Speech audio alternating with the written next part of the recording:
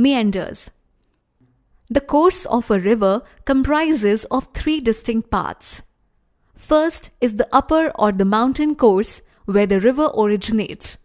Here, the velocity of the water is faster due to the steep gradient. The floor of the valley is narrow and the valleys are V-shaped. Second is the middle or the valley course where floors are wider and the sides of the valley are more gently sloping.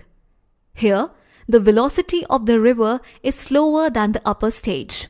Meanders are typical landforms found in this stage of the river. The third part of the river is the lower course, which has a gentle slope and is almost flat. The river channel is usually at its widest and deepest here, because the amount of water flowing within the river is at its greatest. Oxbow lakes are conspicuous features in the lower course of a river apart from the deltas where the river drains into seas. Now we will discuss about what are meanders and how are they formed. Meanders are formed in the middle course of a river. The rivers flow through almost a flat plain in the middle courses. As water flowing under gravity seldom flows straight for any long distance, a winding course soon develops.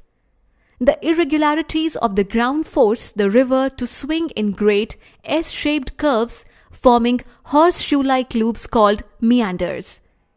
Now let us see how a meander forms. The water in a river channel flows faster round the outside bend of a river due to centrifugal force, whereas it is relatively slow on the inside bends.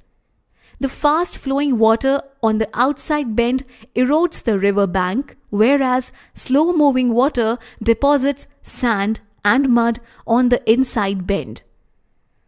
At the site of erosion on the outside bend, a steep river cliff is created.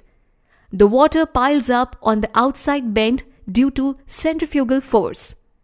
A bottom current is set up in a corkscrew motion which deposits the eroded material on the inner bank, forming a slip-off slope. In the lower course of a river, a meander becomes very much pronounced. The outside bend gets eroded rapidly and the meander loop becomes almost a complete circle.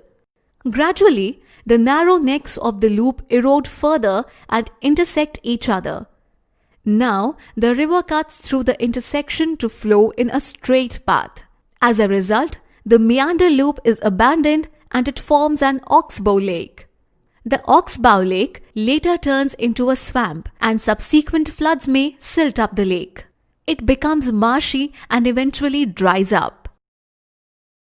Brought to you by Compete India's Jeeto Bharat, a one-stop internet-based interactive coaching for civil services exams. For more information, log on to www.jeetobharat.com.